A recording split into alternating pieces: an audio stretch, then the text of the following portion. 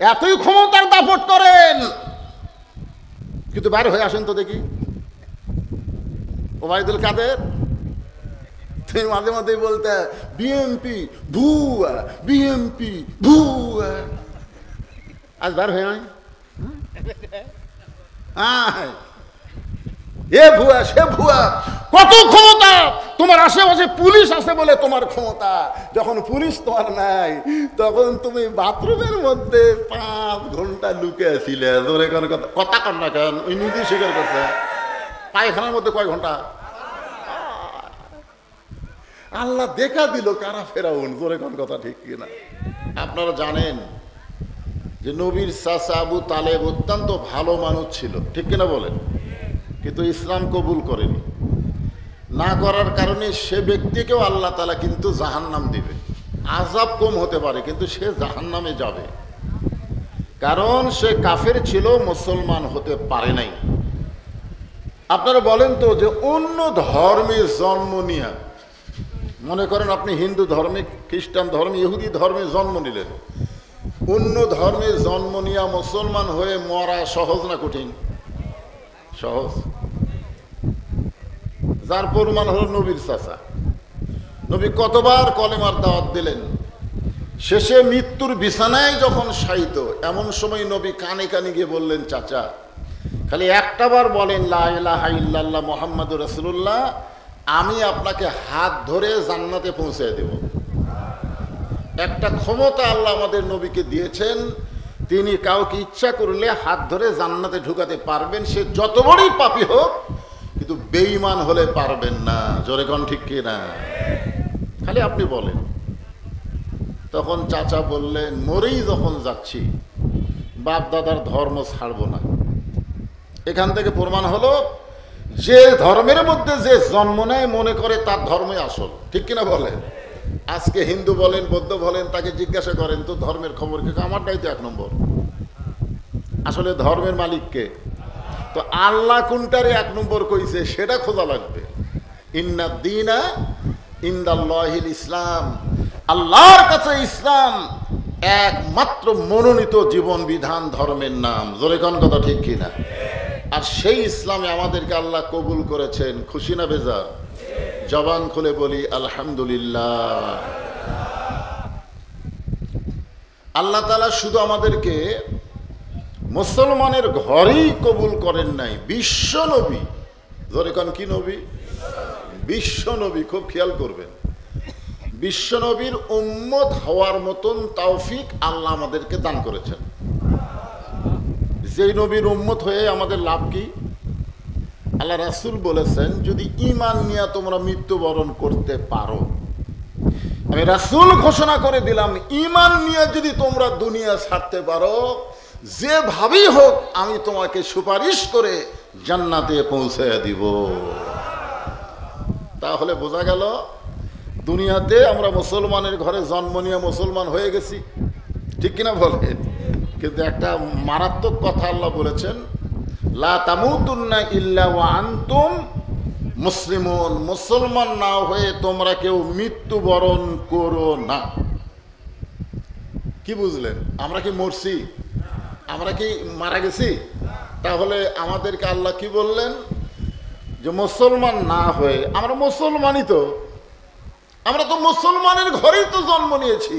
এরপরে আল্লাহ কেন বললেন, ইয়া আইয়ুহাল্লাযীনা আমানু তাকুল্লাহা হাক্কা তুকাতিহি ওয়া লা তামুতুন্না ইল্লা ওয়া আনতুম মুসলিমুন, তোমরা মুসলমান না হয়ে মরো না। আল্লাহ ঈমানদারকে বলতেছেন। তার মানে বোঝা গেল মুসলমানের ঘরে জন্ম নিলেই মুসলমান হয়ে মরা যাবে না।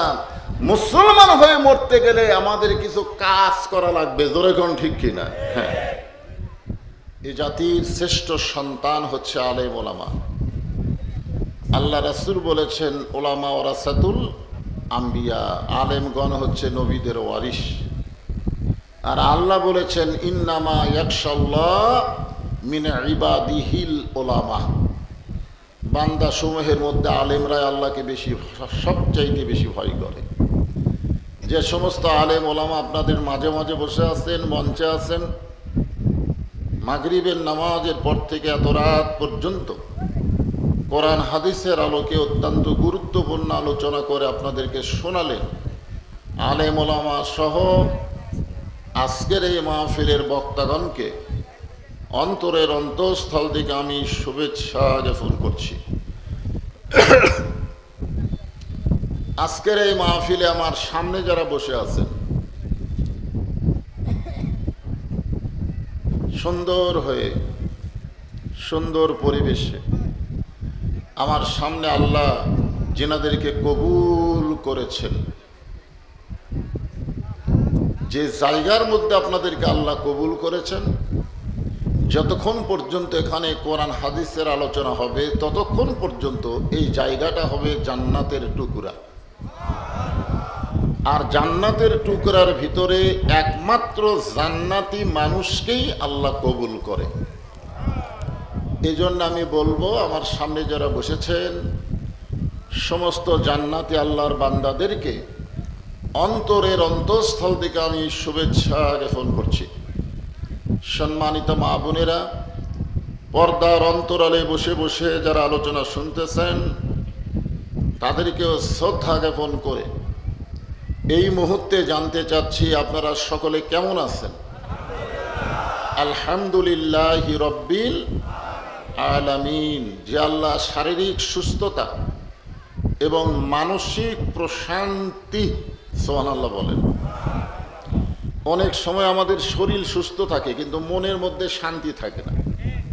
চিন্তা করে দেখেন, গত বছর এই জুলাই মাসের আজকের এই 6 তারিখে আমাদের অনেকের শরীর সুস্থ ছিল কিন্তু মনের মধ্যে কিন্তু শান্তি ছিল না।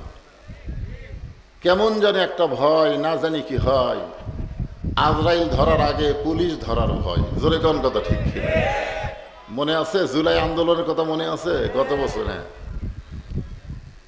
কিন্তু ওই 24-এর 5ই আগস্টের পর থেকে আমাদের ভিতরে এই ভয়টার নাই।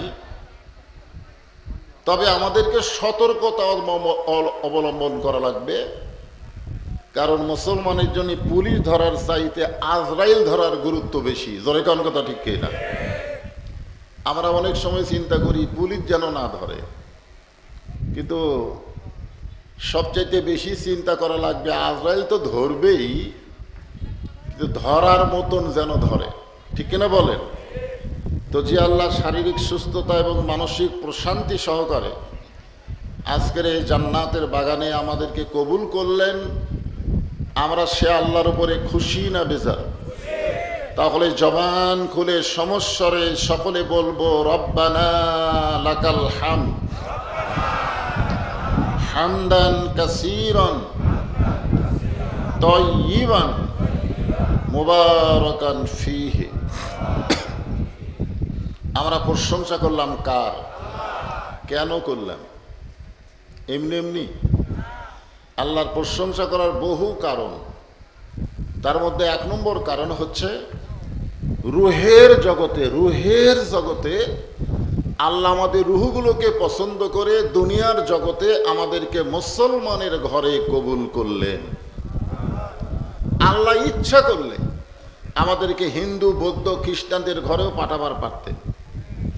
যদি আল্লাহ আমাদেরকে মুসলমান বাদ দিয়ে অন্য কোনো ধর্মে পাঠাতেন তাহলে আমাদের ভাগ্য ভালো না খারাপ হলো? কেমনে বুঝলেন? কারণ পৃথিবীতে যত ধর্ম থাক না কেন, একটাও ধর্ম না, ধর্ম মাত্র একটা।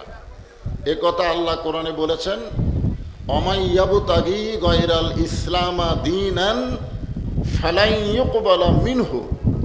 ইসলাম ছাড়া অন্য কোনো জীবন ব্যবস্থা, ধর্ম কেউ যদি গ্রহণ করে, আল্লাহ বলেছেন লা ইউকবালা মিনহু, তা কখনোই কবুল করা হবে না।